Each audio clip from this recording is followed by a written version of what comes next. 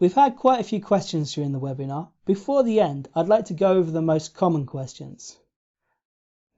Question 1. Why do you use the in-title operator instead of using phrase match?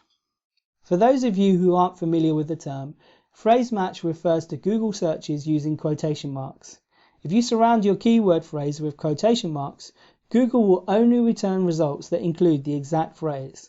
In other words, it looks for the words in that exact sequence on the page. In-title search is even stricter. It only returns pages that have the keyword in the page title. The reason why I use this search operator is because all of the results are specifically related to the keyword. In other words, the page is about that topic. This gives me a good indication of how many other pages in the same topic Google has in their index. It's a quick way to find out how much competition we're facing for these exact keywords. Of course, not all of these sites are really active competitors. They aren't all trying to get search engine traffic for these words. Many of these pages aren't actively promoted. Some of them will have 0 external backlinks. And some of them will be using tactics that are completely ineffective and outdated, spammy tactics that actually penalize them rather than boosting their results. So the in-title competition is a fairly rough figure. It provides a quick estimate of how tough a keyword is, and that can be useful. Okay, next question. Why do you use stats for MOZ and Ahrefs instead of using PageRank? Google's search algorithm is based on a statistic that they call PageRank. Every web page in Google's index has a PageRank score, and that figure is updated every day. Google also publicly reports a PageRank statistic, which is displayed on the Google toolbar. But this figure is not the same as the one that's used in the algorithm. It's a simplified number that is stored in a different database. Every few months, Google used to update this public PageRank score. They weren't on a strict schedule, and they did it whenever it was convenient to them. Over time, these updates have become very rare. The last one happened in December 2013. There are very few legitimate users who care about PageRank. On the other hand, there are legions of spammers and SEOs who do care. Of course, providing them with PageRank data is sort of like arming the enemy from Google's perspective. Why should they help people to exploit their system? Because PageRank is not reliable, third parties have stepped forward to provide alternative metrics. They use a system that is similar to the way PageRank works. They have their own army of web spiders, and they crawl the internet the same way Google does.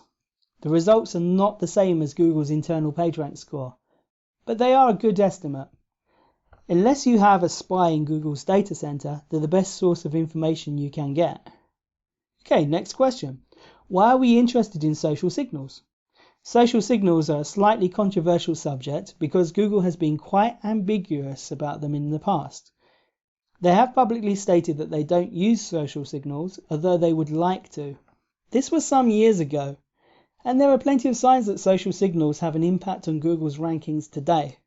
Also, many social signals are essentially links. When someone tweets a link to your article, they create a real link in their feed. If someone retweets it, that creates another link. Social signals are a sign of life. Social media has become a dominant force on the web. For every webmaster or blogger, there are at least 100 social media users. Many of these users click on like buttons and share content online. A site that gathers a lot of links but no social media signals is strange. It means that it's popular enough for people to link to it, but nobody's heard of it on social media. That's pretty suspicious if you ask me. It's a sure sign of link manipulation. In competitive research, we're very interested in spotting the competitors who are using black hat methods to build links. These competitors may have an apparently strong ranking, but they're very insecure. They can lose that ranking at any moment. Manual reviews are a fact of life. When a new website gains a lot of search engine traffic quickly, Google's manual reviewers are alerted. They visit the site and check the content, and they investigate the backlink profile for signs of manipulation. If a site gets links and social signals at the same time, it's much less suspicious. And let's not forget, you also need to remain engaged with your social media contacts. Commenting on social media posts and industry forums will drive links to your social assets even further, increasing momentum for the loop of the SEO benefit. Question 4. How can we hope to compete against content on a highly authoritative domain? In the past, we looked at some content that was ranking because of internal links from the site. It had a lot of external backlinks, but they were all spammy, and only a few of these links were on moderately high authority pages. It's relatively easy to beat content that has few legitimate external links. Google wants to rank content that is widely popular, and Google works this out on a page-by-page basis. That's why a very popular page on a small site can beat an unpopular page on a well-established site. When you create and promote content following our advice, it should get links from highly authoritative pages. As long as you do a good job on the content quality and reach out to the right people, you can build a healthy backlink profile for every important page on your site. There is another factor too. As long as you keep adding content and gaining high authority backlinks, you'll increase your domain authority over time. Eventually, you'll have a high authority domain of your own, and your content will rank much more easily. Okay, next question. What about keyword density? Keyword density is a measure of how often a keyword occurs on a page. It's expressed as a percentage.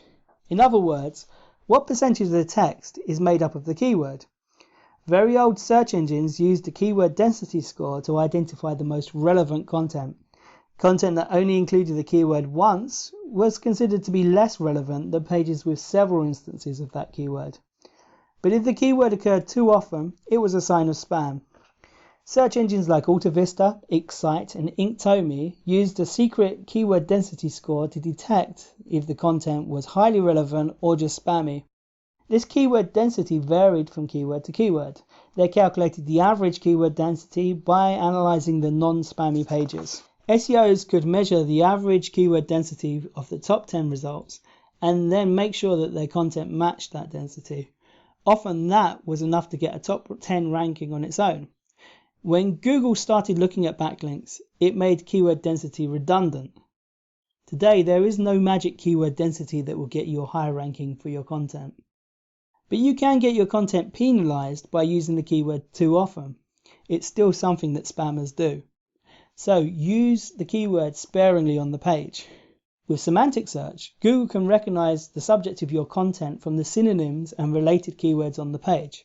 There's no reason to stuff the keyword aggressively into the text over and over again. Keyword density is not an important part of competitive research today.